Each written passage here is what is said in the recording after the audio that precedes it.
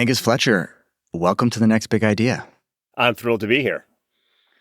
So, Angus, you are, by your own admission, an uncoordinated, nearsighted klutz.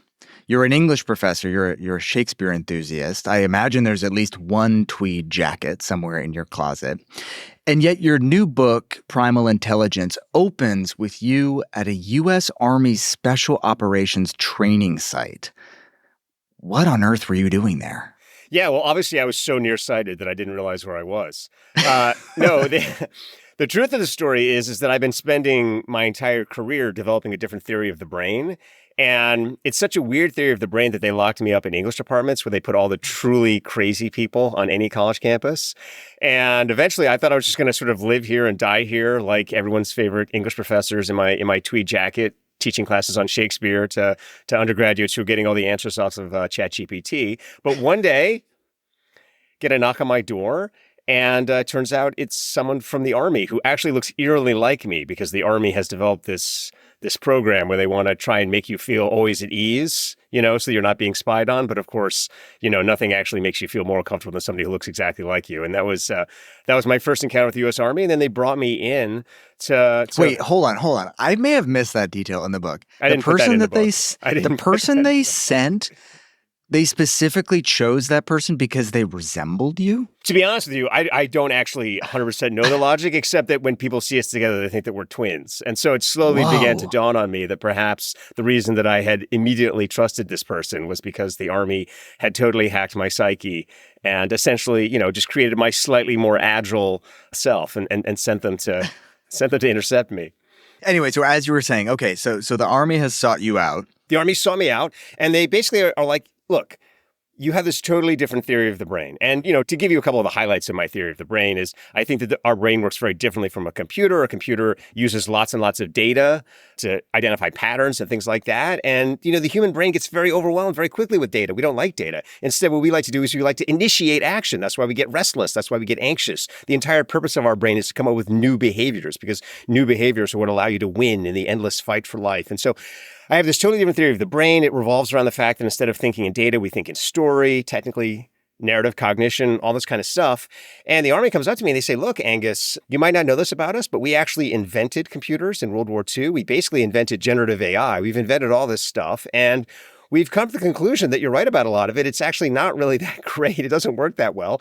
And we would like to give you the opportunity to test your research. Because the thing we've noticed about you is you've published all these theoretical papers, but you've really done very little applied research. Would you like to come and see if your theories work if we give you access to our classified team? So, of course, like any professor who spent his entire life with his crazy theories, I jumped at the opportunity for the U.S. government to essentially give me access to unlimited funds to test them and see if they were correct. And so, okay, so you've been alluding to this alternative theory of the brain that you have, which is about sort of narrative cognition, as you've said, this way that we think in stories. And this plugs into the crux of this book, which is this idea of primal intelligence, this idea that we've been defining intelligence incorrectly in the modern world, and that there's this other kind of innate, natural cleverness that we have. So just in simple terms here at the outset, because we're going to really dig into this concept throughout the rest of the conversation, but in simple terms, what is primal intelligence? Primal intelligence is your ability to act smart with limited information. And what makes this feel timely is that you say again and again and again in the book that this is something that humans can do and AI cannot. Why is it that AI can't react in the way that we can? Why is this ancient hardware that we have still so much better than this modern hardware of artificial intelligence? Well, because we're just running totally different mechanisms. So, it would be a little bit like if you said to me, Angus, why is it that your saw is so much better at sawing than my hammer? I keep using my hammer to try and cut pieces of wood in half. And what's happened in the modern world is we've developed this bizarre idea that intelligence is either reducible to computation, or if it's not reducible to computation, it must be magic. It must be consciousness.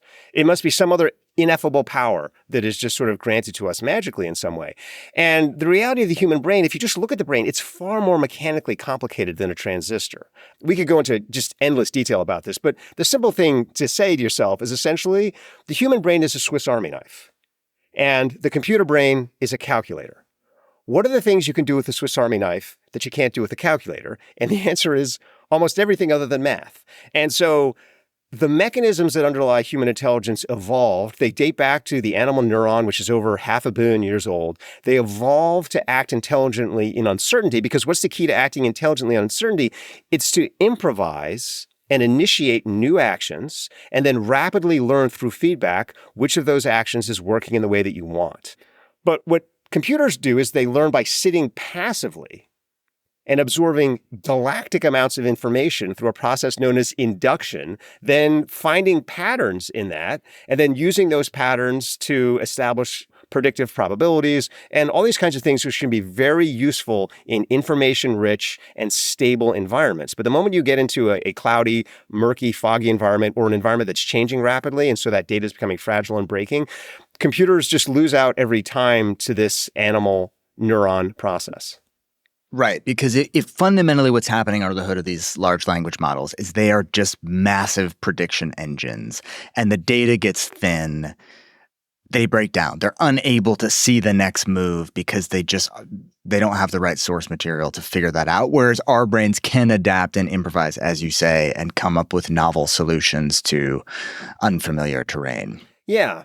And so, one way to think about this, which I talk about a little bit in the book, but not that much, so it might be fun to elaborate on if you want in the podcast, is that computers think in probability and humans think in possibility.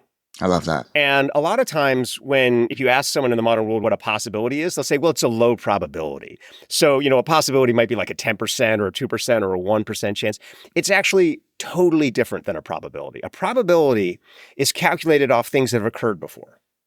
And so what you're doing is you're correlating all these different events, and based on those correlations, you're saying, what's the likelihood, based on these indicators, that that event is going to repeat itself? So a probability is based on things that have happened before.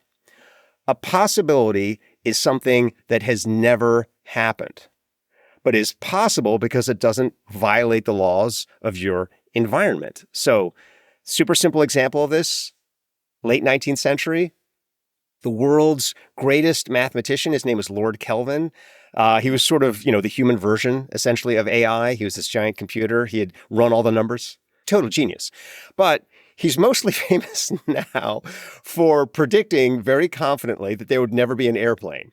And he said this in 1895, and then he repeated it in 1902, which was exactly 1 year before the Wright brothers made their famous flight. And so, of course, you're like, what is going on, Lord Kelvin? And he was correct in the sense that the probability of an airplane was zero. It was actually statistically zero. And he would go through all these kinds of charts and computations to demonstrate that it couldn't happen. However, the Wright brothers, they thought in possibility, and they thought in possibility actually because their father allowed them to stay home from school on days in which they agreed to read a novel from the bookshelf. So they would read Charles Dickens or some other Victorian novelist, and this would spark their imagination. And they were able to see, hey, we understand that airplanes have never happened before, but they are possible. They don't violate the laws of gravity. They don't violate the laws of lift and these kinds of things. And so that was what caused them to spend all this time tinkering and eventually invent the airplane. And that's, in general, how your brain works. Your brain is not thinking in terms of these huge probabilities. And that's why when your brain walks into a very, very stable, information-dense environment, it loses to computers. Because computers are able to take all that information, crunch it very rapidly, identify patterns, and be like, this is what's going to happen next. But the moment that you enter into a volatile environment, all of a sudden the computers immediately break because they don't have any data that allows them to understand what that means. That's just the difference between how we and computers think. And that's why computers are our friends. We like computers. Computers are good. They're very useful. But we've become over-reliant on them. And then we've also started to teach ourselves to think like them. And this is where it starts to get dangerous because we're no longer contributing. So let's dig into Primal Intelligence. And it has 4 pillars. And I think we're going to talk through each of them. So they're intuition, imagination, emotion, and common sense. Let's start with intuition. You say in the book that most people, even the legendary Nobel Prize winning psychologist Danny Kahneman, misunderstand intuition. What do most people think it is, and what is it actually? So Daniel Kahneman follows from a tradition of computer science that identifies intuition as pattern matching. And the idea is that when your brain sees a pattern reoccurring, it suddenly goes, aha, I see it again. And that's where intuitions come from. There's a bunch of reasons we know this is not the case. One of the reasons we know this is the case is because children have pretty high intuition and are worse at pattern matching than adults. But the example that I actually use in the book comes from U.S. Army Special Operations, because what they noticed is that the individuals who had the highest intuition were able to do the opposite of pattern match. What they were able to do was spot exceptions to rules. In other words, they were able to spot when something was not fitting a pattern. And this explains why computers are dreadful at intuition. A computer has never had a successful intuition about the future, right? A computer has never called you up and been like, I have this idea that, this might be possible that has never occurred before. Because again, computers are stuck in patterns and probabilities and so on and so forth. And so I became very interested in this idea of it's exceptions to rules that are powering human intelligence. And how do you get better at spotting those exceptions? And why is this something that the human brain is able to run? And so that's kind of what I talk about a bit in the chapter. And so how do you get better at spotting exceptions? The first rule that the military gives is surround yourself with exceptions. So the way that the brain evolves is to, as a child, think that everything is exceptional. That's why children spend so much time pausing and lingering on things. That's why if you take a child into a supermarket, you'll be there all year, because like every new cereal box, they're like, that's amazing. And as an adult, what you do is you learn to start to filter, and you start to think more like a computer because you're interested in efficiency. And you start to, when you see something that's an exception to one of your mental rules, typically you dismiss it as noise, or you regress it to the mean, or you say, you know what, that's weird. And so what you need to do is you need to get back in your childhood state of mind of seeing everything as exceptional. And what's the simplest way to do that? It's to travel. And this is something that a lot of us have lost the art of doing in the modern world. So a lot of people, when they travel, they go to a hotel, they visit all of the various things, all of the sort of, tourist things that have been set up and designed for you. They probably spend, I would say, at least 40% of their time on their phone for some reason or another, scrolling and checking news back home and doing all these kinds of things. And so you're not actually immersing your brain in travel. What you really want to do is you want to go somewhere where you fully embrace that other culture, and you turn off your technology. And then what that does is that starts to pop your brain with everything is exceptional. And then when you come back from that kind of travel, you see the world, your familiar world, with fresh eyes again. And I think most people have had this experience. You come back from travel and all of a sudden you're like, why does my business do that? Why is this happening? What's going on? And that's because you're spotting all these exceptions, and instead of dismissing them, you're leaning into them. Yes, I love that. And I think we do have this tendency to travel in sort of hermetically sealed ways, right? Like there's this great line in a David Sedaris interview, I think, where someone asked him why he likes travel. And he's like for me to get on a train and go to Switzerland, I don't think, oh, good, I get to have an adventure. I think, oh, great, I get to make an ass out of myself in 2 different languages. It's immersing yourself in that discomfort where everything is anomalous and unfamiliar that actually provokes, yes, intuition. Yeah. And, everything about travel is so inefficient. You can tell immediately if someone's going to be a good travel companion or not, if they get irritated the moment that something goes wrong. Like, because you've planned out your trip, and the moment that a bus is late or the food isn't exactly the way you expected, or, the hotel doesn't have the right room for you. Does your travel companion roll with it? Or does your travel companion start to get stressed? And that stress is coming from our expectation in the modern world that somehow we can control our environment, because that's what computers want to do. Computers want tomorrow to be the same as yesterday, because that's math. And the more you're in that mathematical state of mind where it has to be the way that I planned it, that's you're thinking like a computer. When you travel and things start to go wrong and you're like, you know what, this is awesome. Because if I hadn't missed that bus, I wouldn't have had a chance to walk across the street and explore that cafe. And everyone knows this about travel. Everyone has this experience of travel, but everyone has also experienced the discomfort of getting into it, trying to convince yourself that, I can relax, I can do this kind of thing.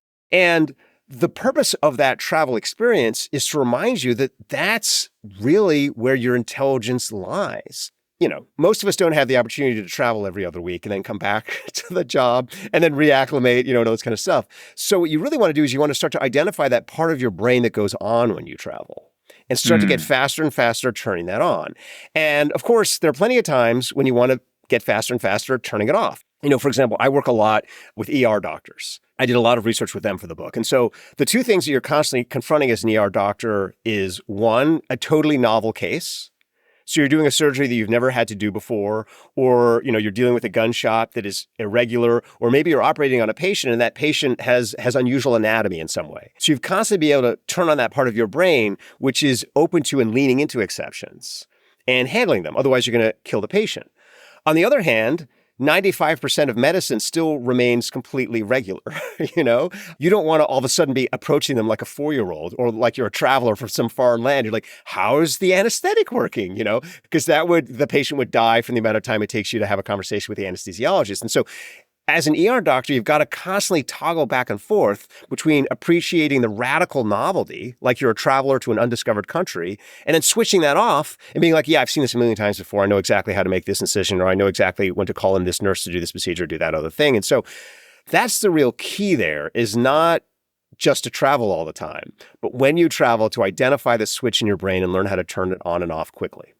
So this capacity for spotting exceptions, you also saw it firsthand when you were with these special operators and they made you submit to a lie detector test.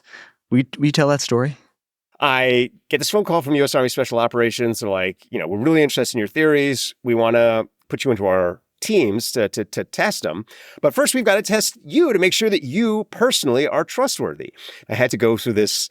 Well, what I was told was going to be a lie detector test. So I was like, oh my goodness, I'm going to have this lie detector test. And so I go into this room expecting to see some enormously complicated machine, like you've all seen in the movies. You get hooked up with various forms of tape and electrodes and all the rest of it, and you sit there and there's like the needle going up and down. You thought you were going to be Ben Stiller in Meet the Parents. That's exactly what I thought. I literally thought that was what was happening.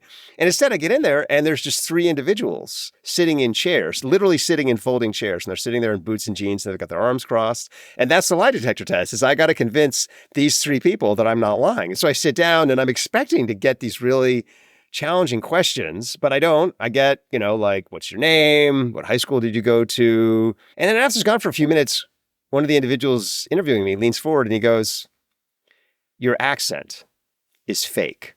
You're speaking with a fake American accent.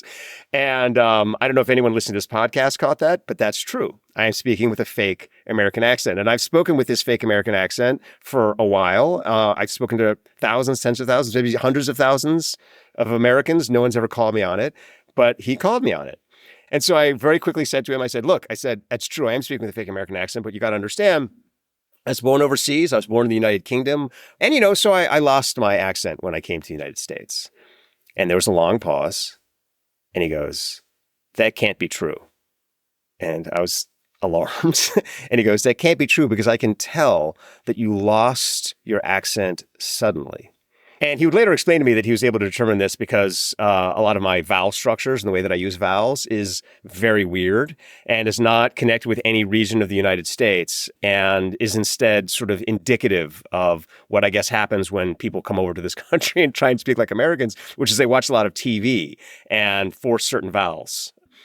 And so at this point, I then had to tell this very embarrassing story about myself, which I will disclose to your listeners, which is, please. Yes, it's true. I came over to this country and I had an English accent, and I ended up going to school and being bullied a lot for my accent.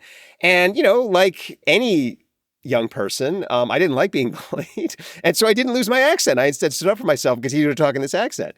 And then what ended up happening was, bizarrely, because of this bullying, I preserved my accent all the way through my teenage years. And so I was still in high school, even though I'd come to this country when I was quite young. And I was still speaking with this English accent, as sort of a form of defiance. Source of pride or something. Yeah. And, one day I was just like, this is ridiculous. Because every time I meet someone on the street, the first thing they say is, oh, you're from England. And I'm like, sort of, not really. I'm actually from Philadelphia. I stuck this accent, And then they're always like, when did you move here? And I would be like, like many years ago. And they'd be like, oh, that's so interesting. You still have this accent. And I was like, actually, it's kind of odd. So I just decided after I graduated high school that in that summer when I went to college, essentially, that I would force myself to lose my accent so that I could go to college as my authentic self. This was this idea that I had. So I basically came up with a fake accent as a way of being my real self. And then I went to college. And then everyone at college just thought, hey, Angus is an American. And that's how it went. And so I was sitting there in this interrogation and I realized I had to say this to the interrogators. But the moment I said this, they're like, we believe that. And I was like, wait, why'd you believe that? And they're like, because it's too weird to be made up. And this is this idea of spotting these exceptions. And what they said to me, which I think is true, is that, real life is almost always stranger than fiction. And real life is also consistent. So what happens is all those weird anomalies start to fit together into a consistent narrative that makes sense. That was the kind of breakthrough moment where they started to trust me. And I started to realize that they actually had a lot to teach me about how the human brain works. Will your sense of self crumble if you give us a little taste of what your old accent sounded like? No, I'd be very happy to talk like this if it interests you. So I don't know if you can tell the accent because it's been a while since I've used it, and I generally don't use it that much. True story, however, when I was in college, when my parents would call me, I would still actually go back to the accent and sort of freak out the people around me in college briefly. And eventually I managed to get out of that habit. And now I just only talk with my real fake American accent. We were talking before the show that I also grew up in Philadelphia. I went to a Quaker school, so my knowledge of the inner workings of the U.S. Army is next to none. I actually was not even familiar with this concept of an operator. Can you just tell us who these folks are? It's kind of an incredible role that they take on. So just the big pictures, we've got the Green Berets, who are non-classified, unconventional warriors who are sort of almost like teacher warriors, kind of gurus who go out and kind of spread democracy and are engaged in a lot of espionage, infiltration, and kind of that kind of stuff. You've also got this direct action unit, which I'm technically not allowed to name, but is associated with this certain Chuck Norris movie, which everyone can look up. America's elite anti-terrorist commandos. Their only mission, to neutralize the enemy. Starring Chuck Norris, the Delta Force. This is a hijack! Heads down! And then there's another unit, which is also highly classified, which also falls under Joint Special Operations Command, which was actually the unit that recruited me. And that unit is more of an intelligence unit. Basically, its job is to anticipate problems in the future and stop them before they happen. And so it's this entire unit that sort of exists in this sort of really, I think, kind of like marvelous space where you have all these highly intelligent people who are trying to say, what's going to happen next year, 2 years from now, 5 years from now? What problems could occur? They reached out to me because as they were looking at my research, they started to realize, hey, everything this guy is saying is tracking what we're seeing about artificial intelligence. So, and this will kind of like tie everything together. So basically, let's go back to World War II. What is the first thing the U.S. Army does? Is it designs ENIAC, which is the world's first electronic general purpose computer. It's basically the modern computer. So the Army invents the computer. And the Army initially has this idea, hey, if we just kind of like feed all this data into this computer, it'll just predict the future and we'll know everything, But then in another branch of the Army, which is the Army Air Force, they noticed a problem. And the problem came about because they saw that certain pilots were more effective than other pilots. And when they went to investigate, their initial hypothesis was, of course, this being the Army, that the good pilots were following the rules better, that they were doing what they had been taught in school. But it turned out, no, the better pilots were more creative because by being more creative, they were more unpredictable. And they were able to initiate flight moves that the enemy wasn't expecting. And so the Army's like, okay, we've got to solve this problem of creativity. How do we solve the problem of creativity? Because clearly data alone isn't enough. And so they put someone whose name is J.P. Guilford. He was at the time, I think, a lieutenant colonel and then got later promoted to be a colonel. He was a professor prior to that at the University of Southern California. And they put him on the task. And at the time, he was very influenced by ENIAC and computation. And he thought to himself, look, clearly the human brain is some form of computer. Therefore, creativity must itself be computational. I'm going to reduce creativity to computational protocols, and that'll solve the problem. And he did that. He was successful. He reduced them to two protocols that have since become famous. They're now known as divergent thinking and convergent thinking. If you haven't heard of those terms before, you've probably heard of brainstorming. Brainstorming is divergent thinking. It's randomly associating ideas. And what you do at the end of a brainstorming session is you write all the ideas on the board, and then you cross out the ones that seem harder to do or less likely. So you're essentially putting a probability map over them. So that's convergent thinking. And together, those make up something known as ideation, which is the basis of design thinking and is also how generative AI works. So essentially, in World War II, the U.S. Army invented generative AI. Now, the technology obviously wasn't good enough to operationalize it, but the two things started to converge. And so you can go back, 10 years ago or so, the Army's already running sort of basic versions of what we now think of as ChatGPT and Claude and all these kinds of things. So it's running all this kind of stuff. And in the Army's mind, this is going to solve all the problems because we've got all the data, right? We've got the computer that can predict everything that's knowable, but we've also got the creative thing that can create all the options that haven't been created yet. And the Army discovered, first of all, the creative thing wasn't actually very creative. It wasn't actually coming up with all sorts of innovative and exciting, groundbreaking new things, no matter how much power they pumped into it. And also they discovered that the more time that humans spent with these machines, the worse that humans got. And the more that humans were trained in divergent thinking and ideation and brainstorming, the less creative that they got, the less able they were to respond to new and unpredicted circumstances. And this became a concern on the front edge with these operators, because the whole thing about being an operator is you're given a plan, then you're thrown out of a helicopter into chaos. The plan breaks, and you've got to very rapidly come up with a new plan. You got to bootstrap it.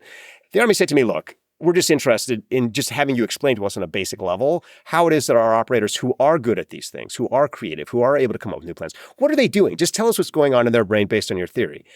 And then secondly, if you possibly could, help us teach those operators to teach our young recruits how to do that. Because what we're seeing is less and less people are coming out of school with that ability. And so we've been able to select for operators who have that skill, apparently naturally, but we're getting less and less of them out of the school system. And we are needing more and more operators because the global war on terror is demanding that we expand. And so we have this real supply problem. And so that's what I was put in to basically help fix. And I do not want to pretend that somehow I alone fixed this problem, but I do want to say that the problem was fixed based on the methods in the book. And what the methods in the book talk about is helping people think the opposite of computers, think the opposite of generative AI.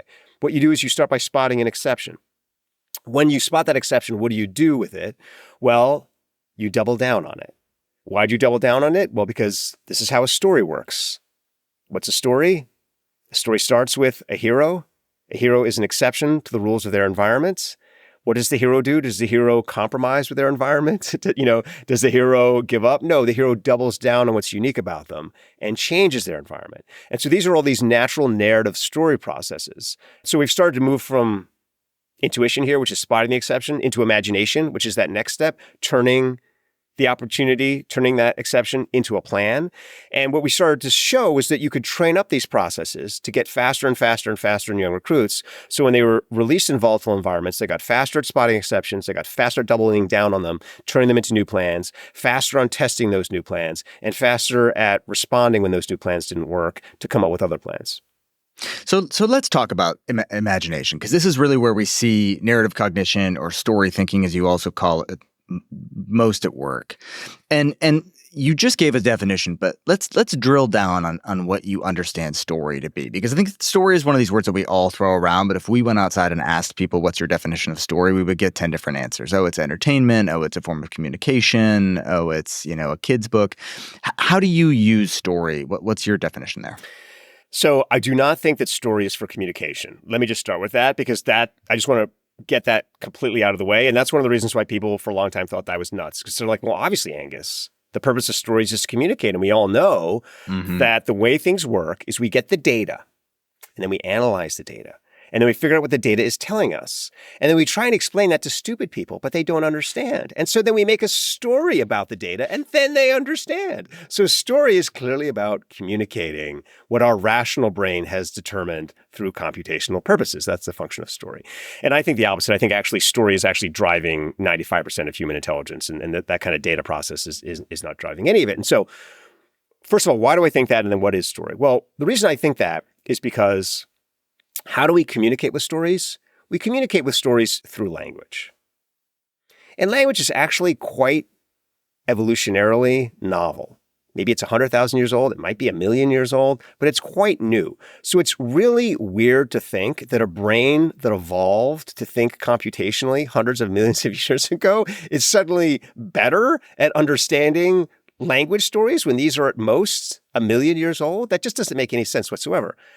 And so the alternative is, no, the reason that stories make sense is because the human brain thinks in stories. That's why they're so effective. And then when you start to think about your own life, you're like, oh, actually, I do think about a lot of my life in stories. I think about, where did I come from? Where am I going? What are my plans for the day? These are all narrative processes. And when you start to think about, well, why is it that I think it's story? Well, another name for story is a plot. Another name for a plot is a plan. Yeah. What is the purpose of human intelligence ultimately? It's to make plans, because a plan is the ability to use action to move your body in some way that allows you to get what you want. And the power of the human brain is not just to make plans, but to make new plans, because life is constantly changing. And so if you're able to make new plans that work, you're able to survive and beat out your adversaries. And so that means the ability to come up with new plans that work is the key to intelligence. And so if you translate that onto stories, the ability to come up with new stories that work is the key to intelligence. And you say that a good plan and a good story has an optimal shape. What does that look like? When we're talking about story in the brain, every brain has its own story of itself. Your brain is running this story about itself. And that story about itself is, where did I come from? Where am I going? How am I going to get there? So that's all together. And so we started to say, okay, well, why is it that some people are more effective at living their life story? And in other words, what life stories seem like they're most effective? And so we started to do this by studying the operators and to starting to see which of them was most effective in these chaotic environments at being able to succeed at whatever it is they wanted to do. And what we discovered is that the individuals who were successful, first of all, they all had different life stories, right? Because all of us are different. But the thing that they had in common was that their pasts, their previous history, was integrated and their future was branching.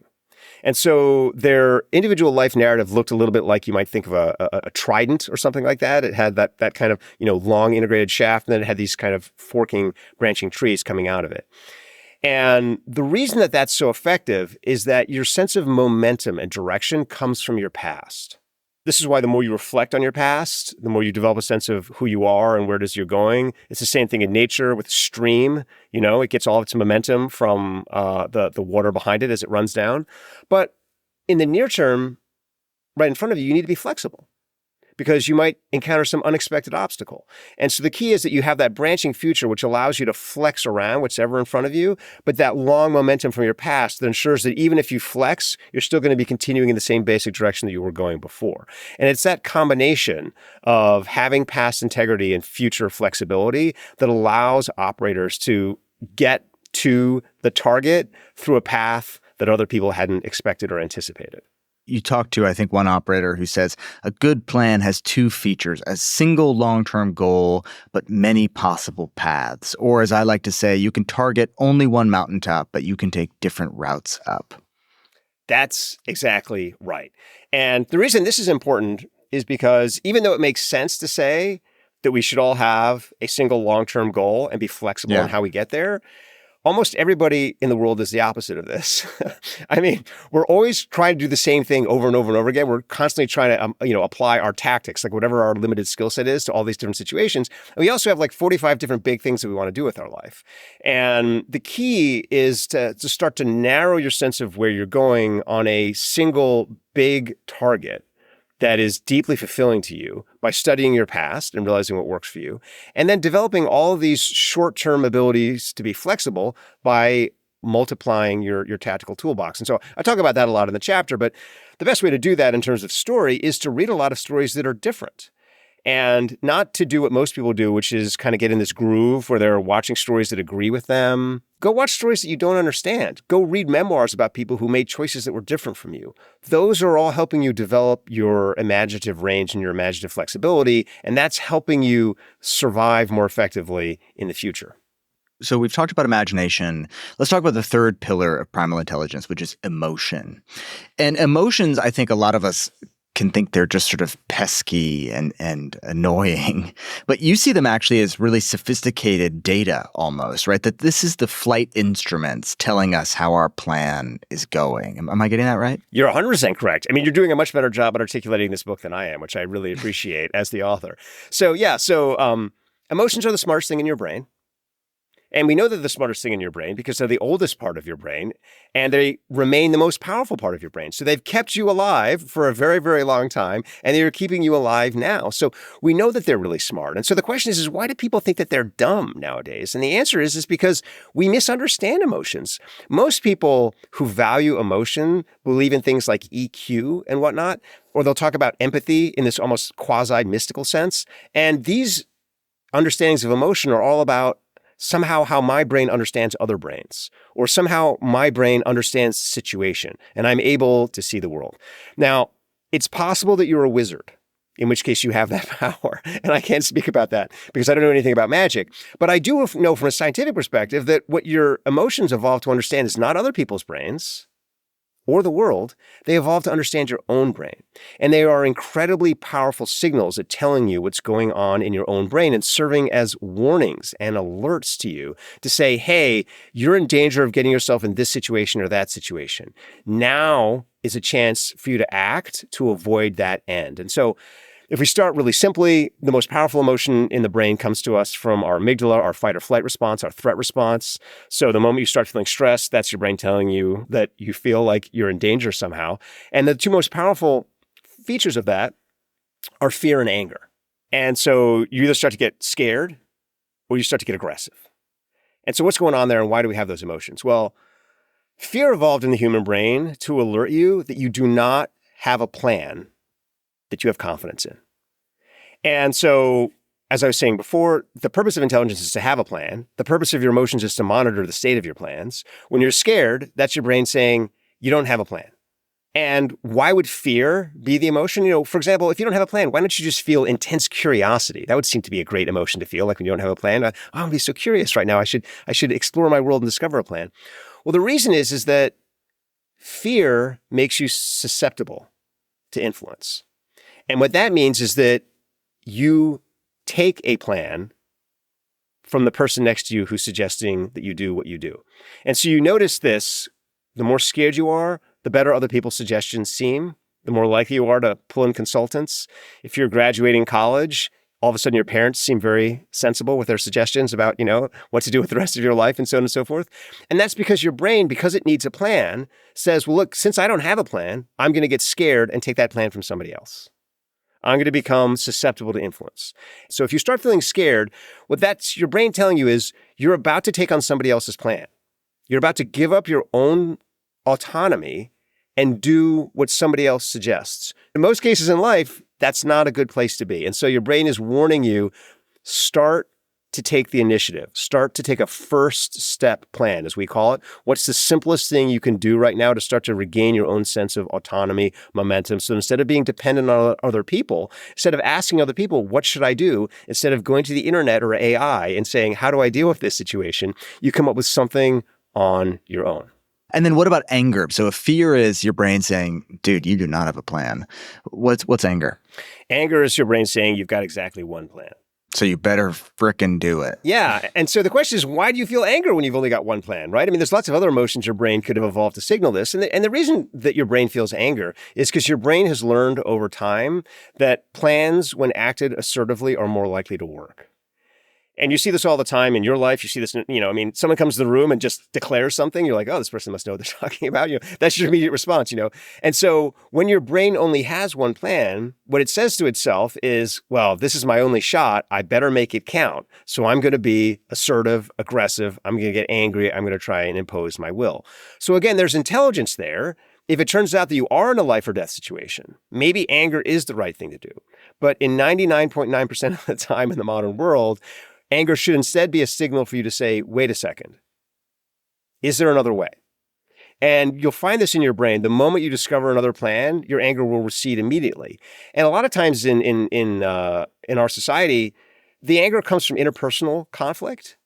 The other way is to figure out a different way to communicate, or to listen to the other person, or to do something in some other way to kind of start to navigate this sense that you have that I've either got to dominate this person or everything is over, right? And so just realizing that your anger is signaling to you, is there really only one way to do this? If so, great. but otherwise you're in danger of maybe causing harm to other people, burning other people out, and also maybe damaging your own credibility. Because if you get angry, people are going to remember that. And if you get angry and your plan doesn't work, you're in trouble. Fourth and final pillar, common sense. And this, I think, is another one of those words that I think is misused or used in many different ways. You say common sense is knowing what you don't know. It reveals when your environment is fundamentally shifted, invalidating your old plans. How is common sense helpful in this primal intelligence framework? So before I define common sense, let me just put it in the framework and then I'll explain it a little Sure. bit. I mean, so basically what we've been talking about in this framework is how do you come up with new plans? How do you figure out which plans are right for you?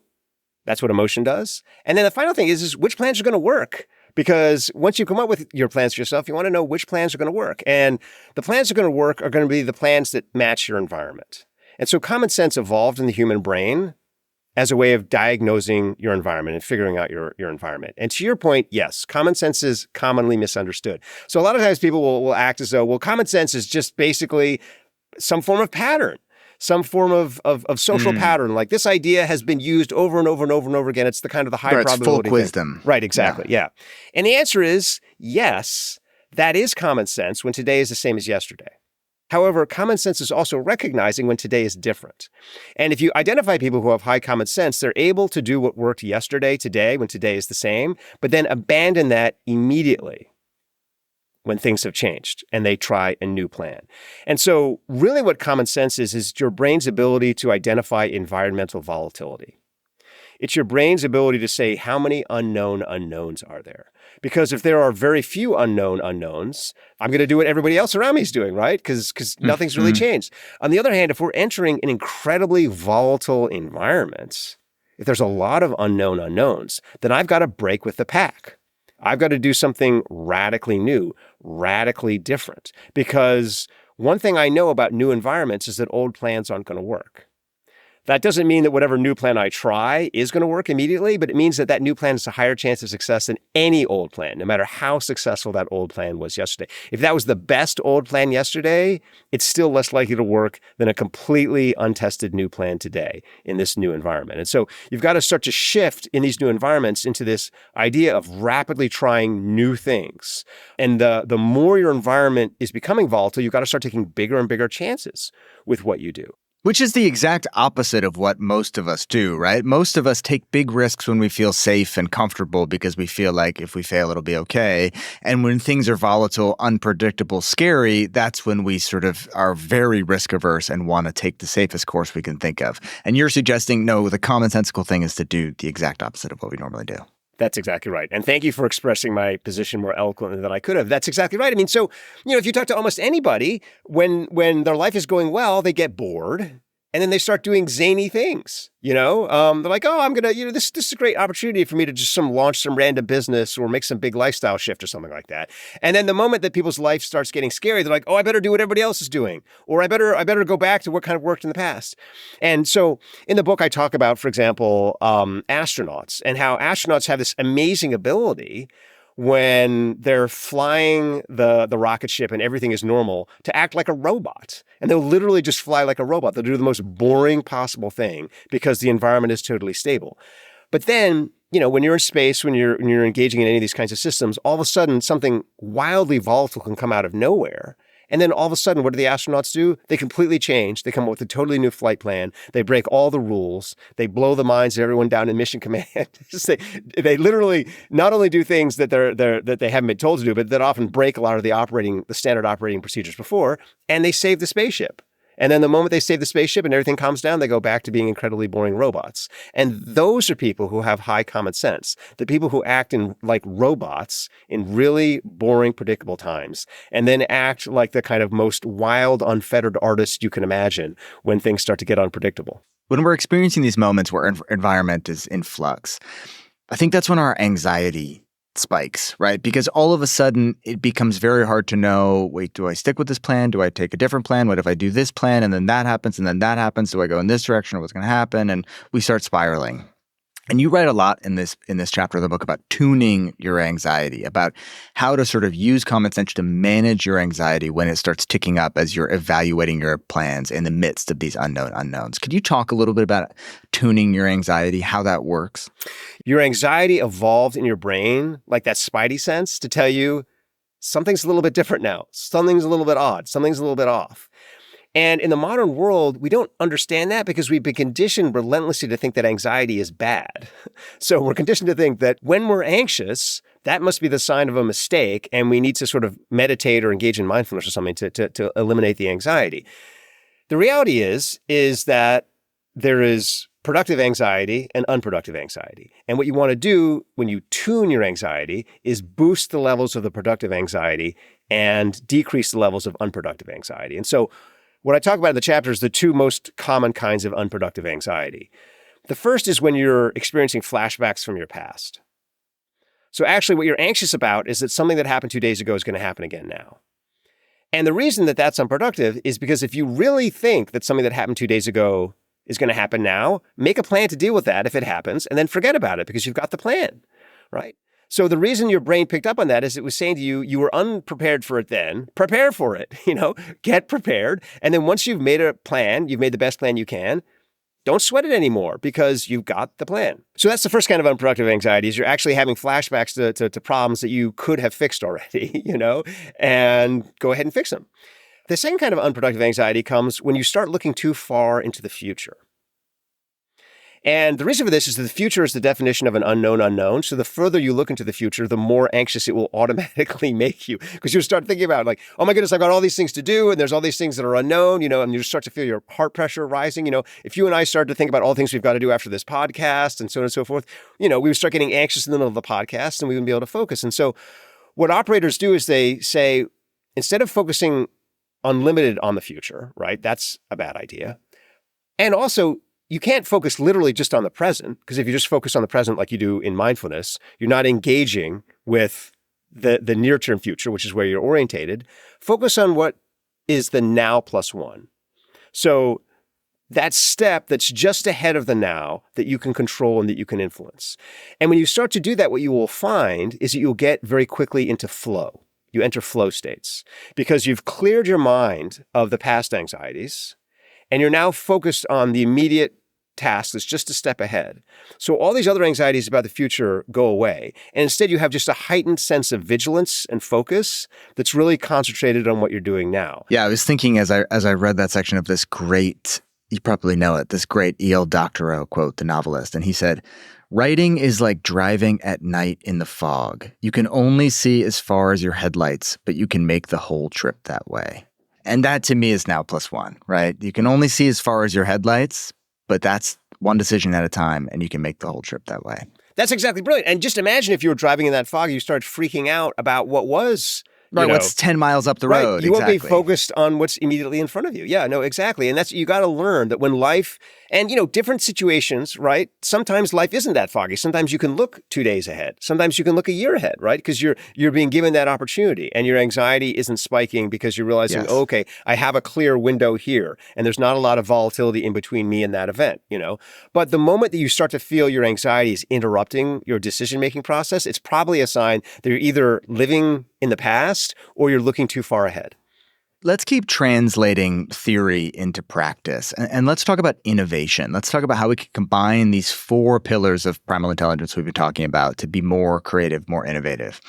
And, I think something we hear a lot is that innovation is recombination, right? That new ideas we're just remixing old ideas. And this is actually something that AI turns out to be pretty good at. But you say, bullshit. That's not what real innovation is. That's not what real creativity is. And that primal intelligence actually unlocks something truer and more powerful than remix. What is it? Yeah, so that idea of remix, that is divergent thinking, convergent thinking. That's all part of this whole system of thought that goes back to J.P. Guilford and that computers can do.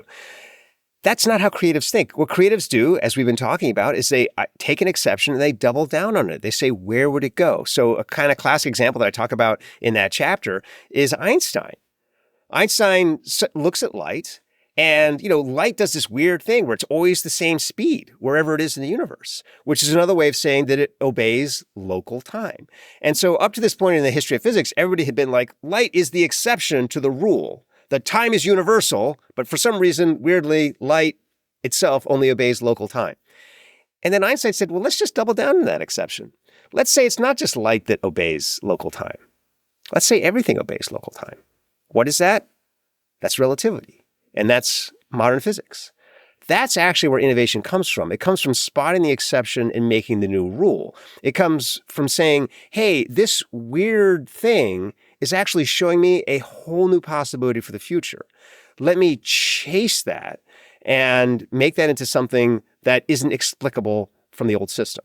And how about communication? You said earlier that you feel like story is not a form of communication. That's a big misapprehension many people have. But it does seem that becoming better story thinkers should make us better storytellers. So what advice do you give? What is sort of the primally intelligent secret to storytelling? If I had to give people one most sort of profound piece of advice about communicating, it's that the most effective stories are honest. They're honest. And even more profoundly, being honest with yourself about your own story. One of the things that I've discovered, and I work now with a lot of leaders, is that I ask leaders to do this very simple exercise. I say, what I want you to do is I want you to go into a room and I want you to start from your earliest memory and just think from your entire life story all the way to the present. And they will start this exercise, and then at some point they will get up in the middle of it and be like, I can't do this. And I'll say, why not? And the reason they can't do it is because there's something in their life story that they don't want to admit or don't want to talk about or don't want to think about. And we want to go back to those parts of the story and acknowledge them and then integrate them and discover the meaning for them. Being honest with yourself about who you are and not having these strong shame responses, for example, to a lot of parts of your own biography.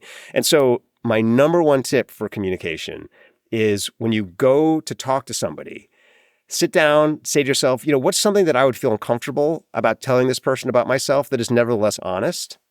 Make a commitment to revealing that. If it comes up naturally in conversation, you don't have to force it. But if you commit to saying that person things that are hard for you, what happens is you don't display evasiveness in the conversation. You display openness. And then immediately that other person says, this is someone who can be trusted because they're not evading what I'm saying. And then that person will start to open up more and start to tell you things. And then the two of you will get much faster to the root of who both of you are and what both of you want. And that's really what communication is communication is an analog for communion, essentially. It's about getting two minds together. It's not about marketing or manipulating or controlling. Those are things that computers do, right? As a computer, you're always trying to program the next computer. As a human, you're trying to learn from the people around you. That's what you're trying to do. You're not trying to program. So that's my best tip is honesty. One way to read this book is just as a rebuke of artificial intelligence and as a rebuke to all the people who are out there saying our days are numbered as human beings, artificial general and then super intelligence is just around the corner. AI can do everything a human can, only better. Am I right in assuming that you are not someone who sees artificial intelligence as an existential threat? Oh, it's definitely not an existential threat. No, it's a marketing gimmick. Is it possible in the future that we could build machines that think like the human brain? It is possible. But to do that, we'd have to have many, many, many massive major hardware breakthroughs. We'd have to build machines that are different from computers fundamentally. And that is so far into the future that that's not something that we need to worry about now. And to be honest, if those machines were built, they would probably think like humans. And so I don't think they would be that much of a danger to us. They would probably have the same limitations that we ourselves have. And so the main point of the book really is don't freak out about computers, but do freak out about the state of your own intelligence and do freak out about the state of the intelligence of young people in this country because they're being put through a system that's trained them to think like computers. And so it's making them unnecessarily anxious, angry, brittle. And what I talk about in the book is how you as a parent, you as an adult can pick up some of these techniques, learn them for yourself, and then start to mentor them for young people so that young people can go into the world more equipped to act with the initiative, the imagination, the common sense, all these things that are serve them in the future and that are ultimately going to help all of us when we're old. They can take over and they can create the better future that all of us want to live in.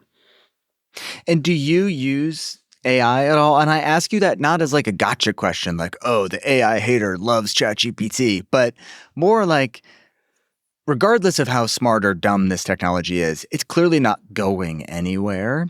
So how do you think about, how are you using it in your own life? And how do you think about how we can sort of collaborate effectively with AI while bringing what we're good at to the table and outsourcing what we're not good at to AI?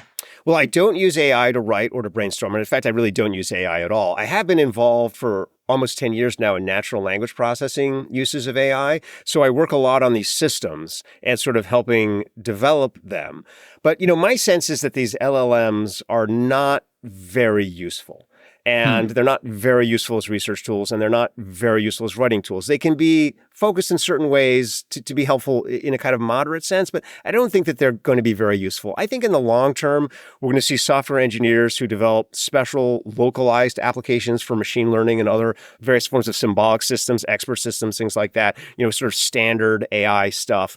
That's always going to be with us. That's always going to be great, but that's always going to be driven by the imagination of these software engineers. So I'm pretty bearish on the future of AI. I mean, I think that it's a neat gadget, and I'm particularly bearish on LLMs. I don't see those as doing much more than disrupting bad teaching, which for sure they are doing. I mean, they're destroying bad teaching. They're destroying standardized tests. But I think once we get through that and teachers start to be given more autonomy to develop good, effective teaching that empowers students, that allows them to use their imagination and their initiative, I think that's going to be a kind of a healthy revolution. And I think you're going to see AI use start to diminish. I think it's already diminishing, to be honest. I think my predictions of a bubble are starting to be borne out. Well, you certainly know a little bit about destroying standardized tests, but I will leave that story for readers to discover in the book. I just want to close by asking you, do you mind if I ask you a personal question? No, of course. Ask me anything. You write really movingly at the end of the book about your dad and some of the challenges he faced in life. I wonder if you could share just a little bit of that story with listeners. Yeah, so a lot of my own life actually has been lived with the knowledge that I'm very similar to my dad. And my dad is a very kind man. He has, I think, something of a beautiful mind, but he has been something of a disaster at life. He essentially ended up with a substance problem. And that substance problem gave us a very kind of unstable economic life growing up. And so, we just spent a lot of the time feeling very scared. And as part of that story, one of the things that ended up happening was my younger sister passed away. And this for my dad trained as a doctor, was just sort of very mentally debilitating for him. He blamed himself. And it was kind of at that point that our entire family structure sort of fell apart. And I ended up spending a lot of time being the adult in the house and sort of helping to raise my younger sisters. And what I think that experience did for me, challenging as it was, is it did give me an incredible sense of self, because I had to grow up and I had to use my initiative and my imagination and kind of be the adult when I was 12, 13, 14 years old.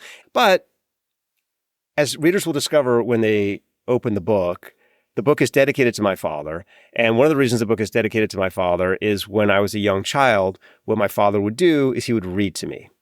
And he read me beautiful stories, and he read me poetry. He read me William Blake. And I often think of my dad as a kind of a William Blake person. There's a famous poem, Tiger, Tiger. Burning bright in the forests of the night. Yeah. And, William Blake was a romantic. He was a Shakespearean. He was someone who believed in the power of imagination. And he believed specifically in primal intelligence. He talks a lot about primal brain and whatnot. And so what I like to think is that was sort of my dad's gift to me, and that I was sort of fortunate to be able to kind of finish off the story that he had begun. How do you think, if at all, some of the things you've learned in writing Primal Intelligence and in doing this research and working with the Army might have helped your dad think differently about his own story? Well, one of the things I know for sure is it's made me a better dad, and it's improved my relationship with my father. And so, sort of quick story, when my daughter was born, I stopped sleeping because I was afraid that she was going to pass away like my sister did. And through kind of the process of working with Army Special Operations and whatnot, I developed a lot more confidence. I developed a lot more common sense. I developed the ability to realize that my daughter could actually take care of herself because she's super tough and super smart and super strong. And I started sleeping through the night. And I've also been able to have very honest conversations with my dad. You know, when I was younger, I didn't want to have hard conversations with him because I felt like it might upset him, you know. And I also had a lot of anger in me towards him. And I've since gotten rid of all that anger and learned to kind of sit down. And my relationship with my dad is definitely one of the best things in my life. And I've really come to realize how hard life was for him and how challenging it was for him and how he really did do his best every step of the way. And I have a lot of gratitude for the things that he's done for me. So for me, definitely the process of writing the book has been one of becoming just a little bit of a better human being, thanks in part to my dad. Let's leave it there. The book is Primal Intelligence. It's an incredible read. I feel like we talked for 90 minutes and barely scratched the surface. So I encourage everyone to pick up a copy. Angus, it's been such a treat. Thanks so much for coming on the show. It's been a huge pleasure, Caleb. Thank you.